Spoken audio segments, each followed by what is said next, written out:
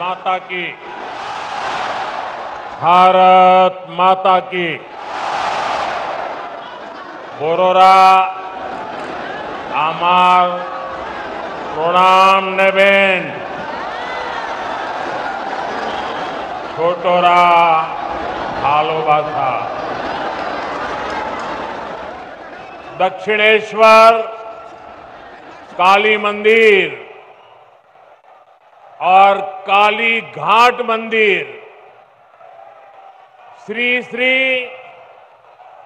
108 करुणामयी काली माता मंदिर, दमदम बालाजी हनुमान, रामकृष्ण सेवा मंदिर, इन सभी पावन स्थानों में विराजमान देवी देवताओं को मैं आस्थापूर्वक नमन करता हूं। आज कौशकी अमावस्या का पावन दिन भी है। मैं आप सभी को शुभकामनाएं देता हूं। साथियों, मैं ऐसे समय में कोलकाता आया हूं जब दुर्गा पूजा की तैयारियां शुरू हो गई है। कुमारटुली में माता दुर्गा की प्रतिमा गढ़ी जा रही है। बड़ा बाजार से पार्क स्ट्रीट तक कोलकाता नए रंग में, नई रौनक के साथ सज रहा है। आस्था और आनंद के पर्व के साथ जब विकास का पर्व भी जुड़ जाता है तो खुशी दोगुनी हो जाती है। यहां से कुछ ही दूरी पर मुझे कोलकाता मेट्रो और हाईवे से जुड़े बड़े प्रोजेक्ट का शिलान्यास और लोकार्पण का अवसर मिला है। मैं दमदम के, कोलकाता के आप सभी लोगों को बधाई देता हूं। साथियों, पश्चिम बंगाल आबादी के लिहाज से देश के सबसे बड़े राज्यों में से एक है। इसलिए जब तक पश्चिम बंगाल का सामर्थ्य नहीं बढ़ेगा तब तक विकसित भारत की यात्रा सफल नहीं हो पाएगी, क्योंकि बीजेपी का कन्विक्शन है, बीजेपी मानती है, बीजेपी की श्रद्धा है, बांग्लार उदय तबेई विकसितो भारतेर जय। इसलिए बीते 11 वर्षों में केंद्र की बीजेपी सरकार ने पश्चिम बंगाल के विकास के लिए लगातार हर प्रकार की मदद दी है। बंगाल में नेशनल हाईवे के निर्माण के लिए जितना पैसा कांग्रेस की यूपीए सरकारों ने अपने 10 साल में दिया था, उससे 3 गुना से ज्यादा पैसा भारत सरकार ने पश्चिम बंगाल को दिया है। रेलवे के लिए भी बंगाल का बजट पहले की तुलना में 3 गुना बढ़ाया गया है। लेकिन साथियों, बंगाल में विकास कार्यों के सामने एक बहुत बड़ी चुनौती भी है। चुनौती ये कि बंगाल के लिए जो पैसा हम राज्य सरकार को सीधे भेजते हैं, उसका ज्यादातर हिस्सा यहां लूट लिया जाता है। जो पैसा भारत सरकार दिल्ली से भेजती है, वो पैसा आप लोगों पर खर्च नहीं होता। वो पैसा महिलाओं का जीवन आसान बनाने के लिए खर्च नहीं होता। वो पैसा टीएमसी काडर पर खर्च होता है। इसलिए गरीब कल्याण की अनेक योजनाओं में बंगाल देश के दूसरे राज्यों से पिछड़ा हुआ है। साथियों, यही स्थिति कुछ साल पहले हमारे पड़ोस में असम के भी यही हाल थे, त्रिपुरा का भी यही हाल था। लेकिन जब से असम और त्रिपुरा में भाजपा सरकार बनी है, गरीब कल्याण की योजनाओं का लाभ वहां जनता को मिलने लगा है। आज इन राज्यों में हर घर जल यह काम तेजी से चल रहा है। आयुष्मान योजना के तहत 5 लाख रुपए तक मुफ्त इलाज हर गरीब को मिल रहा है। गरीबों के पक्के घर बन रहे हैं। बंगाल में भी जनता तक सारी योजनाओं का लाभ पहुंचाने के लिए जरूरी है कि यहां पश्चिम बंगाल में भाजपा सरकार होनी चाहिए।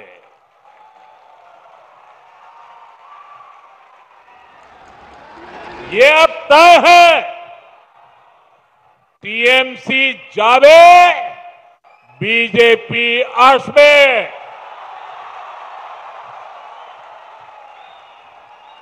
भाइयों बहनों, ये धरती सतीश चंद्र दास गुप्त,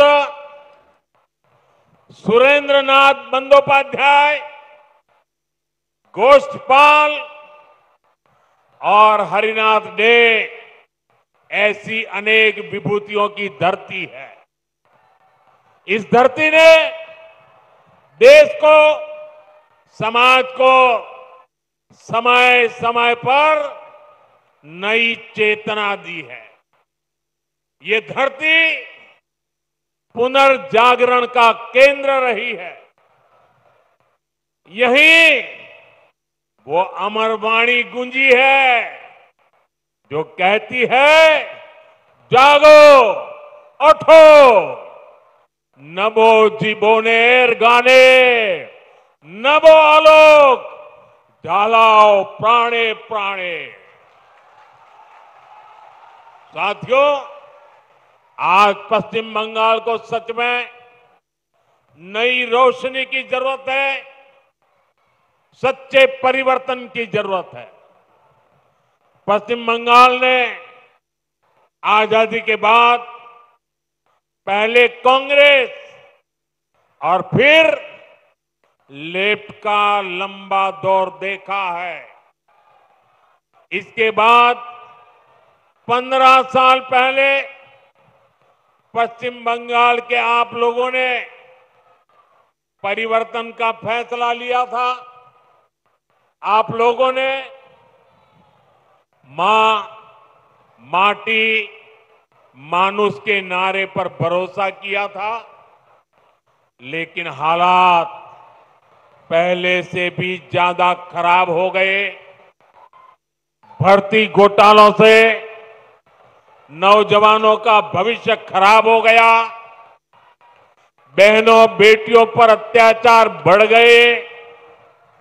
क्राइम और करप्शन ये टीएमसी सरकार की पहचान बन गए।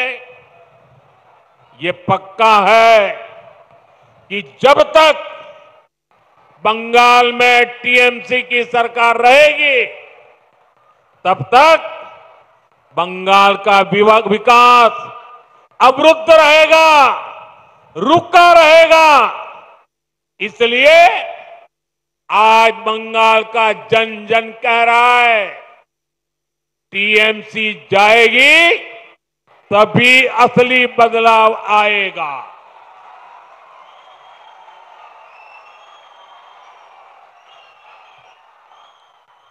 टीएमसी जाबे তবেই আসল পরিবর্তন আসবে।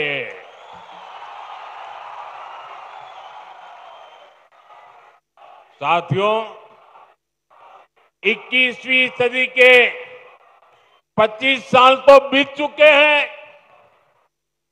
आने वाले साल देश की तरह ही बंगाल के लिए भी बहुत अहम है। हमें ये समय ऐसे ही नहीं निकलने देना है। इसलिए बंगाल को चाहिए सच्चा परिवर्तन, आशोल परिवर्तन, परिवर्तन जो नारे में नहीं काम में दिखे, परिवर्तन जो उद्योग लगाए, घर के बेटे बेटी को बंगाल में ही नौकरी दे, परिवर्तन जो बेटियों को सुरक्षा दे, मकान और दुकान को जलने से बचाए, परिवर्तन जो किसान को सुविधा दे, किसान को सम्मान दे, फसल का सही दाम दे, परिवर्तन जहां अपराधी और भ्रष्टाचारी सरकार में नहीं जेल में होंगे, ऐसा परिवर्तन जहां सुशासन होगा, गरीब से गरीब भी सम्मान का जीवन जिएगा। और ये सच्चा परिवर्तन सिर्फ और सिर्फ भाजपा ही ला सकती है। और इसलिए बंगाल के घर घर में हमें एक बात पहुंचानी है। बंगाल के हर कोने से एक ही आवाज आनी चाहिए, बाजते चाय बीजेपी ताई।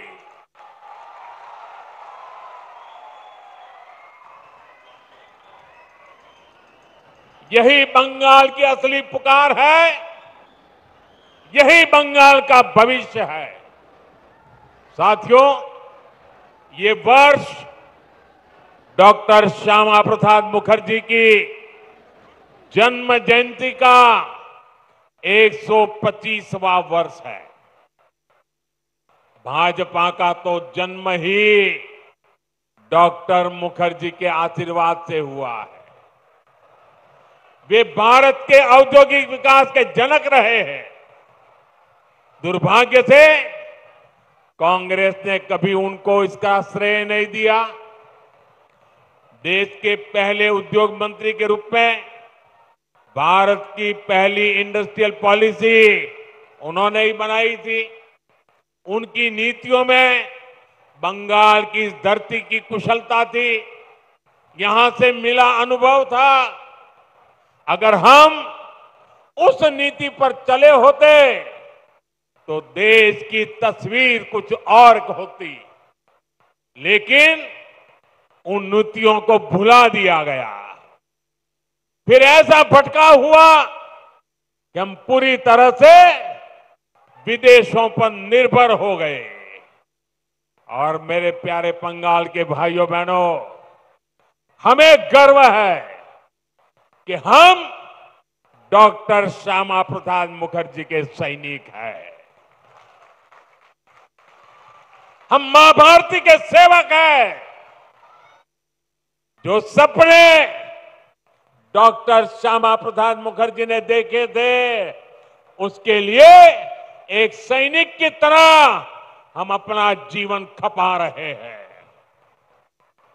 बंगाल की प्रबुद्ध जनता जानती है कि दूसरों पर निर्भरता यानी आत्मसम्मान पर चोट, इसी स्थिति से हमें देश को बाहर निकालना है। इसलिए आज देश ने आत्मनिर्भरता का मूल मंत्र लेकर के नई ऊंचाइयों को प्राप्त करने का फैसला लिया है। मेक इन इंडिया आज एक बड़ी सिद्धि बन रहा है, जिसके लिए हमारा कोलकाता, हमारा बंगाल जाना जाता था। वो गौरवशाली अतीत हमें मिलकर के फिर से लौटाना है। इसलिए आज बंगाल में एक ही गूंज है, टीएमसी के शोराव, बांग्ला के बचाओ। साथियों, भाजपा जो संकल्प लेती है वो सिद्ध करके दिखाती है। इसका ताजा प्रमाण अभी हमने ऑपरेशन सिंदूर के दौरान देखा है।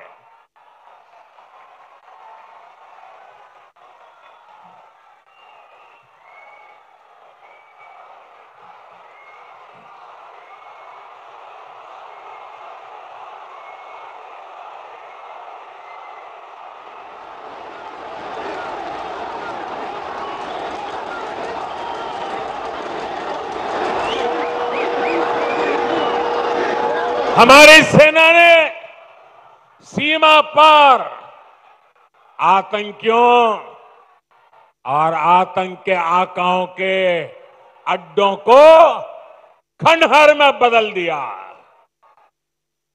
हमारी सेनाओं ने आतंकियों को ऐसा सबक सिखाया कि पाकिस्तान की आज भी नींद उड़ी हुई है। भारत की इस सफलता के पीछे बहुत बड़ी शक्ति मेड इन इंडिया अस्त्र शस्त्र की रही है। और मुझे गर्व है कि भारत की सेना को ताकत देने में बंगाल के इस इलाके की भूमि का बहुत बड़ा योगदान है। इच्छापुर में गुलामी के कालखंड में डिफेंस मैन्युफैक्चरिंग का काम शुरू हुआ था, लेकिन कांग्रेस की सरकारों ने भारत की ऐसी डिफेंस इंडस्ट्री को बर्बाद कर दिया था, हमारी सेना को विदेशों पर निर्भर कर दिया था। अब भाजपा सरकार ने भारत की डिफेंस इंडस्ट्री को नई ऊर्जा दी। इसका लाभ यहां की फैक्ट्री को भी मिला है। आज ये फैक्ट्री आधुनिक राइफल और अन्य हथियार बना रही है। इससे यहां छोटे छोटे उद्यमियों के लिए नए अवसर बने हैं। इन कारखानों के कारण दमदम, बैरकपुर क्षेत्र में हजारों लोगों को रोजगार मिल रहा है। साथियों, इच्छापुर डिफेंस फैक्ट्री सिर्फ एक उदाहरण है। आप यहां 2026 में भाजपा सरकार बनाइए, हम बंगाल को डॉक्टर श्यामा प्रसाद मुखर्जी के सपनों का बंगाल बनाएंगे।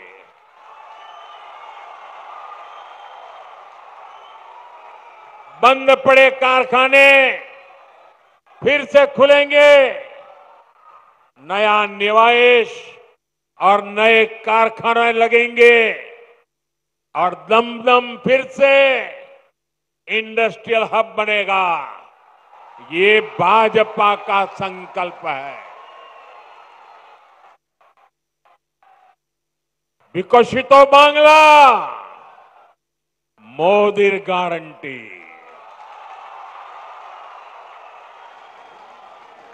साथियों, भाजपा के पास पश्चिम बंगाल के विकास का एक ठोस प्लान है, एक रोडमैप है, लेकिन टीएमसी विकास की दुश्मन है।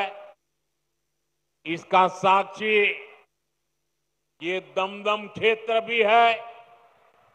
एक कोलकाता के सबसे अधिक भीड़ वाले इलाकों में से एक है। यहां की स्थिति क्या है, ये आप आए दिन महसूस करते हैं। देश के ऐसे शहरी क्षेत्रों के विकास के लिए स्मार्ट सिटी मिशन चल रहा है, लेकिन टीएमसी सरकार ने इस मिशन से जुड़ने से भी इनकार कर दिया। लोगों को असुविधा होती रहे, विकास ठप होता रहे, लेकिन टीएमसी का मिशन जैसे तैसे बीजेपी को रोकना है, केंद्र की योजनाओं को रोकना है। मैं बंगाल के भद्रलोक से पूछता हूं, क्या यह तरीका सही है? क्या ऐसी पॉलिटिक्स से पश्चिम बंगाल का भला होगा? इसलिए मुझे आप सभी का आशीर्वाद चाहिए। आप यहां भी भाजपा को एक बार अवसर देकर देखिए। साथियों, बंगाल में भाजपा आएगी तो रेल और मेट्रो का तेजी से विस्तार होगा। मैं तो चाहूंगा कि यहीं पर इलेक्ट्रिक व्हीकल से जुड़ा व्यापक इंफ्रास्ट्रक्चर बने। यहां बहुत बड़ी मात्रा में इन्वेस्टमेंट आए, नौजवानों को रोजगार मिले। ये तभी होगा जब यहां कानून का राज आएगा, जब यहां भ्रष्टाचार पर लगाम लगेगी और जब बंगाल में डबल इंजन की भाजपा सरकार होगी। साथियों, पश्चिम बंगाल के पास इतिहास और संस्कृति की भी अनमोल धरोहर है। ये बांग्ला विरासत विकसित बंगाल बनाने के अभियान को प्रेरणा देगी। बीजेपी सरकार पूरे गर्व के साथ बांग्ला भाषा और बांग्ला संस्कृति को सशक्त करने में जुटी है। ये हमारा सौभाग्य है कि हमें बांग्ला भाषा को क्लासिकल लैंग्वेज यानी शास्त्रीय भाषा का दर्जा देने का सौभाग्य मिला।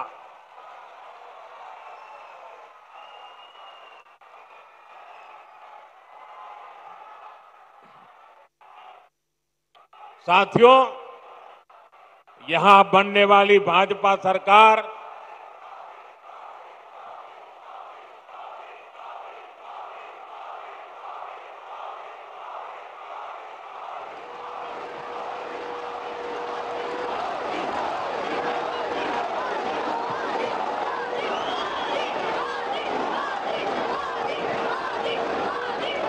साथियों, जब भाजपा सरकार बनेगी, हेरिटेज टूरिज्म पर भी बल देने का हमारा प्लान है।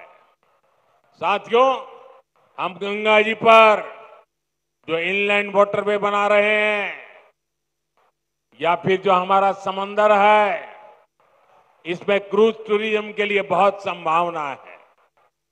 ऐसी हर संभावना को भाजपा सरकार बनने के बाद तलाशा जाएगा, ताकि पश्चिम बंगाल के नौजवानों को काम के लिए कहीं और जाने के लिए मजबूर न होना पड़े। साथियों, इस बार लाल किले से मैंने देश की एक बहुत बड़ी चिंता की चर्चा की है।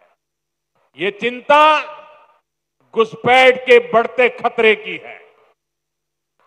कोलकाता के पश्चिम बंगाल के लोग समय से आगे की सोचते हैं।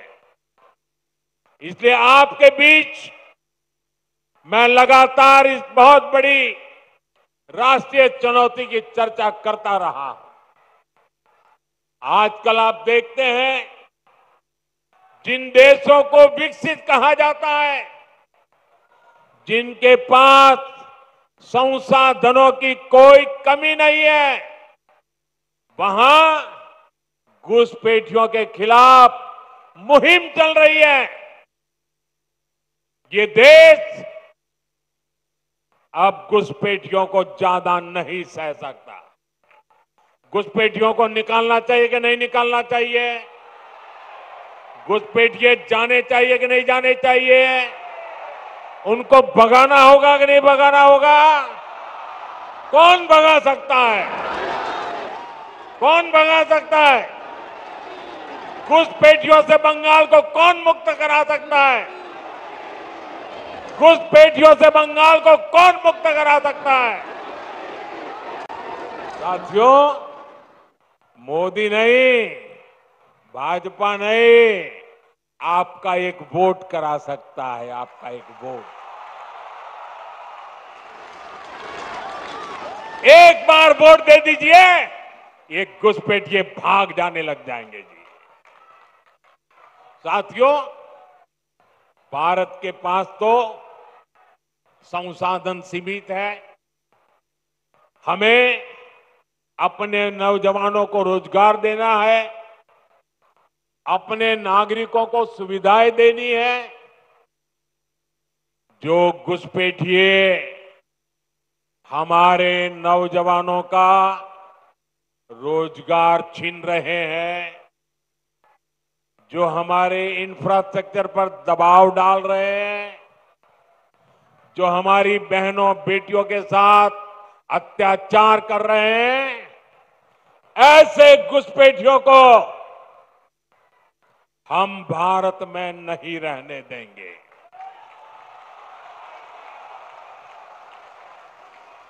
इसलिए भारत सरकार ने घुसपैठियों के खिलाफ इतना बड़ा अभियान चलाया हुआ है।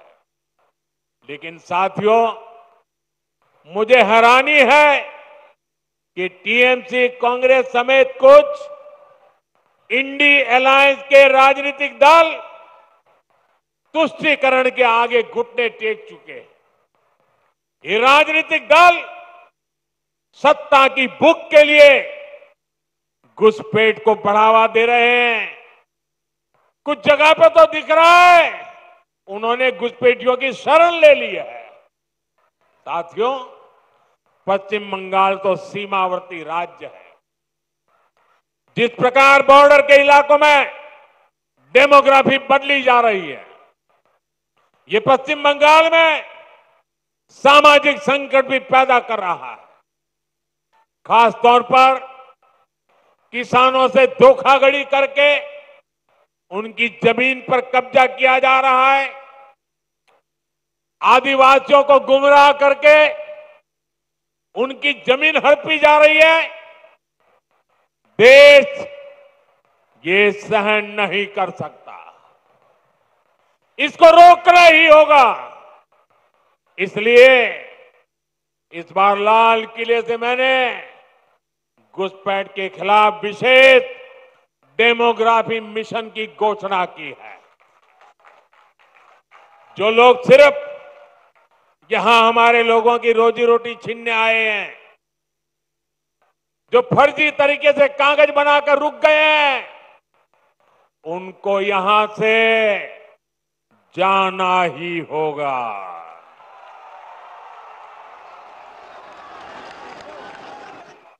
और ये काम ईमानदारी से पूरा हो सके, इसके लिए टीएमसी सरकार को भी यहां से जाना ही होगा।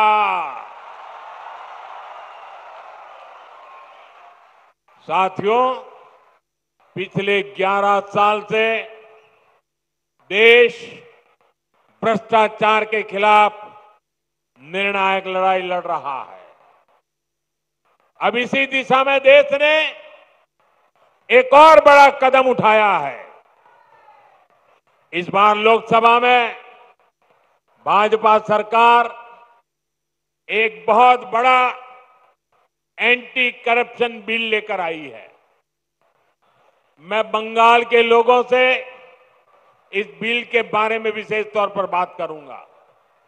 साथियों, आप भी जानते हैं, हमारे देश में अगर एक छोटा सा सरकारी कर्मचारी, चाहे वो सरकारी कर्मचारी ड्राइवर हो, प्यून हो, सरकार की किसी कैंटीन में काम करता हो, सरकार में कहीं साफ सफाई का काम करता हो, अगर वो कर्मचारी को किसी पुलिस वाले ने जेल में बंद कर दिया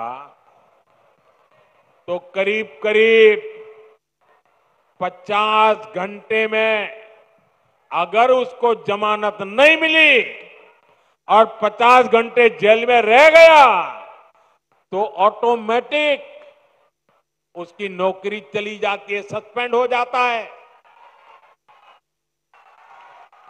एक छोटा मुलाजिम 2 दिन अगर जेल में रहे तो उसकी जिंदगी तबाह करने के कानून है। लेकिन कोई मुख्यमंत्री, कोई मंत्री, प्रधानमंत्री अगर जेल चला जाए तो उसके लिए कोई कानून नहीं है। और हालत तो देखिए, आजकल ये लोग इतने गिरे हैं कि जेल से भी सरकार चलाने की कोशिश कर रहे हैं।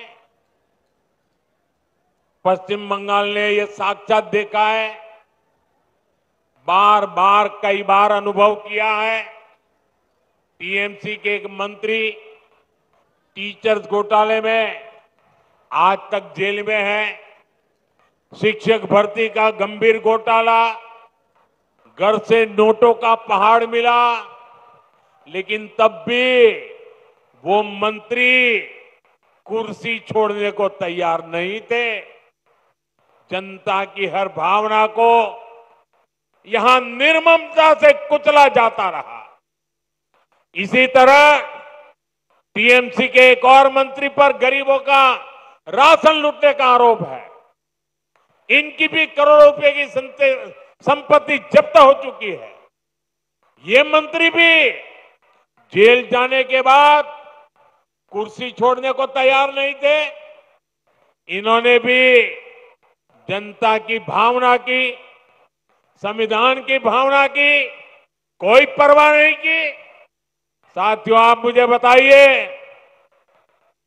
ऐसे लोग जो भ्रष्ट है, जो जनता को धोखा दे रहे हैं, क्या उन्हें सरकार में अपने पद पर रहने का हक है क्या?